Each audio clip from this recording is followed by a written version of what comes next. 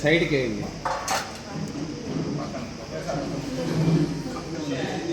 జోహార్ వైఎస్ఆర్ జోహార్ వైఎస్ఆర్ జోహార్ వైఎస్ఆర్ జోహార్ వైఎస్ఆర్ జోహార్ వైఎస్ఆర్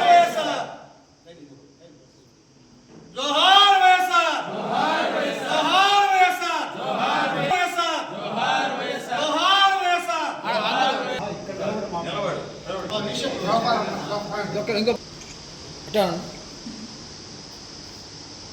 అందరూ వచ్చారు. పరిస్థితుల్లో ఉచిత విద్యుత్తుని వ్యవసాయానికి అందించి బంగారు పంటలు పండేలాగా ఆయన ఎంతో కృషి చేశారు. అలాగే పేద ప్రజలు ఉన్నతమైనటువంటి స్థానాల్లో ఉన్నటువంటి పెద్దవారి యొక్క బిడ్డలు అనేకమైనటువంటి ఇంజనీరింగ్ మెడికల్ కళాశాలలో చదువుకొని డొనేషన్లు కట్టి పెద్ద పెద్ద స్థాయికి వెళ్ళి ఆ రోజుల్లో పేదవాడు సైతం కూడా తన బిడ్డల్ని ఉన్నతమైన స్థానంలో చూడాలనే ఒక కోరికతో డాక్టర్ శ్రీ వైఎస్ రాజశేఖర రెడ్డి గారు ప్రవేశపెట్టినటువంటి ఫీజు రియంబర్స్మెంట్ వల్ల ఈరోజు అప్పటి నుంచి ఇప్పటి వరకు కూడా చదువుకున్నటువంటి ఎంతోమంది పేద విద్యార్థులకు కలలాగా నిలబడిపోయినటువంటి పెద్ద పెద్ద ఇంజనీరింగ్ డాక్టర్లు అటువంటి వృత్తుల్లో చేపట్టి ఈరోజు పెద్ద పెద్ద సాఫ్ట్వేర్ ఇంజనీర్లుగానో అలాగే ఇంకా ఇతరత్ర ఇంజనీరింగ్ డిపార్ట్మెంట్లలోనూ అలాగే మెడికల్ డిపార్ట్మెంట్లో గొప్ప గొప్ప స్థానాల్లో ఉండి వాళ్ళ యొక్క కుటుంబాన్ని ఉన్నత స్థానాల్లో నిలబెట్టుకొని మెరుగుపరుచుకుంటున్నారంటే ఆ మహనీయుడు చేసినటువంటి ఆ యొక్క మంచి పథకాల వల్లే. కాబట్టి ఎంతోమంది ముఖ్యమంత్రులు వస్తుంటారు పోతుంటారు, కానీ ప్రజల గుండెల్లో చిరస్థాయిగా నిలబడినటువంటి ఏకైక ముఖ్యమంత్రి శ్రీ వైఎస్ రాజశేఖర రెడ్డి గారు. అలాగే నేడు ఆయన బాటలోనే పయనించి వారి యొక్క తనయుడు శ్రీ వైఎస్ జగన్మోహన్ రెడ్డి గారు కూడా అనేకమైనటువంటి సంక్షేమ పథకాలు వారు ముఖ్యమంత్రిగా ఉన్నప్పుడు ప్రవేశపెట్టడం జరిగింది. కాబట్టి ఈ సందర్భంగా ఆయన మరణించి నేటికి వైఎస్ రాజశేఖర రెడ్డి గారు మరణించి నేటికి 15 సంవత్సరాలు కావస్తున్న ఈ సందర్భంలో వారిని ఆంధ్ర రాష్ట్ర ప్రజలందరూ మరొకసారి స్మరించుకుంటూ అమర్ రహే. Thank you. మనకందరికీ భౌతికంగా దూరంగా ఉన్నాడేమో కానీ ప్రతి మనసులో ఆయన చిరస్థాయిగా గుండెలో నాటుకుపోండదు. ఆయన చేసిన గొప్ప కార్యక్రమాలు భారతదేశంలో ఏ రాష్ట్రంలో ఏ ముఖ్యమంత్రి చేయనటువంటి గొప్ప చెప్పుకోదగ్గ కీర్తి ప్రతిష్ట వచ్చే విధంగా అలాంటి పథకాలు ప్రవేశపెట్టి పేద ప్రజల గుండెల్లో శాశ్వతంగా నిలబడుకుని పోయినాడు. ఆయన భారతదేశంలో ఎక్కడ ఏ రాష్ట్రంలో పెట్టినటువంటి పేద బిడ్డల ఆరోగ్యం కోసం ఆరోగ్యశ్రీ పథకాన్ని ప్రవేశపెట్టి ఎంతోమంది మహిళలు నా తాలిబుడ్డు నిలబెట్టినావు నువ్వే మా దేవుడు అని చెప్పుకోవడం, మహిళలు చెప్పుకోవడం మనం ఎంతో మంది విన్నాం.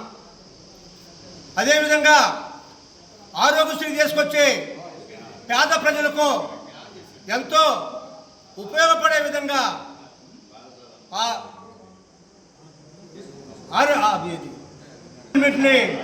ఆయన ప్రవేశపెట్టి పేద ప్రజలకి ఏ విధంగా మనం ఉపయోగపడాలా, ఏ విధంగా మనం విద్యుత్ ప్రయారిటీ ఇవ్వాలా, ఆ విద్యుత్ ప్రయారిటీ ఇచ్చే దాంట్లో మనం ఫీజు రియంబర్స్మెంట్ మనం ప్రవేశ పెడితే ఎంతోమంది పేద బిడ్డలంతా చదువుకొని ఎంతో ఉన్నత స్థితికి ఎదగాలని దూరదృష్టి ఆలోచనతో ఆయన పెట్టడం జరిగింది. ఈ దేశంలో ఎక్కడ కూడా ఏ రాష్ట్రంలో కూడా రైతులకి ఉచిత విద్యుత్ ఇచ్చిన చరిత్ర ఎక్కడా లేదు. ఇక్కడ రాష్ట్రంలో కరెంటు వేస్తే కరెంటు వాళ్ళు పట్టుకొని నానా తిప్పలు పెట్టి కరెంటు బిల్లులు కట్టలేదని ఆయన అనేక విధాలుగా ఆ రైతుల బాధలన్నీ పాదయాత్రలో గమనించి ఆయన ఆనాడే చెప్పాడు, నెక్స్ట్ కాంగ్రెస్ గవర్నమెంట్ అధికారంలోకి వస్తే రైతులకి ఉచిత విద్యుత్ అందిస్తాను అన్నారు. ఆనాడు అధికారంలో ఉన్నవాళ్ళు ఆయన ఆ మాట వాగ్దానం చెప్పినప్పుడు రైతులు ఇచ్చినప్పుడు వాళ్ళు ఉండుకొని రైతులకి కరెంటు ఉచితంగా ఇస్తానంటున్నాడు, ఆ ఫీజుల మీద గుట్టలు ఆరేసుకోవాలా అని ఆయన్ని హేళన చేసిన వాళ్ళు ఉన్నారు. అది హేళనో నిజమో చేసి చూపించాడు. ఆనాడు మహనీయుడు రైతులకు ఉచిత విద్యుత్ ప్రవేశపెట్టి శాశ్వతంగా ఏ ప్రభుత్వం వచ్చినా ఏ పార్టీ వచ్చినా దాన్ని శాశ్వతంగా రైతులకి రుణమాఫీ కింద ఆయన ప్రవేశపెట్టాడు. అదేవిధంగా పేద ప్రజలకి మెట్ట భూముల్లో నీళ్లు లేక బోర్లు వేసుకునే శక్తి లేక ఆ అసైన్మెంట్ పట్టాలన్నీ వాళ్ళు చూస్తే పండాలా లేకపోతే లేదు.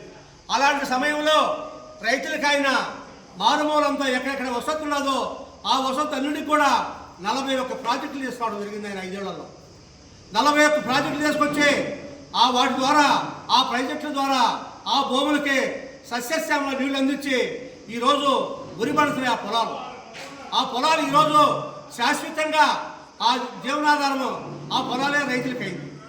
అదేవిధంగా ఆయన ఆనాడు పార్టీలు చూడకుండా కులాలు చూడకుండా మతాలు చూడకుండా ఆయన పెట్టే ప్రతి ఒక్క పథకాన్ని ప్రతి ఒక్క పేద ప్రజలకి అందాల పార్టీలతో నిమిత్తం లేదు అని ప్రవేశపెట్టిన మహానీయుడు ఆయన రాజశేఖర రెడ్డి. ఆయన చేసిన పనులు చెప్పుకుంటా పోతే ఇంకా యానా ఉన్నాయి. మధ్యాహ్నం చెప్పినంత ఉన్నాయి ఆయన ప్రవేశపెట్టిన పథకాలు. కాబట్టి అలాంటి మహనీయుడు మనకు లేకుండా పోవడం చాలా బాధకరం. ఆయన లేకున్నా ఆయన తనయుడు ఆయన ప్రవేశించిన పథకాలని తండ్రికి మీద తనయుడిగా వారి తనయుడు ఎన్నో పథకాలు ప్రవేశపెట్టి మా తండ్రి గారు గుర్తుండే విధంగా నేను కూడా తండ్రికి మీద గొప్ప వ్యక్తులని చెప్పి ఆయన నిరూపించుకున్నాడు. అలాంటి రాజశేఖర రెడ్డి గారి కోసం మనం ఎంత మాట్లాడినా తక్కువే.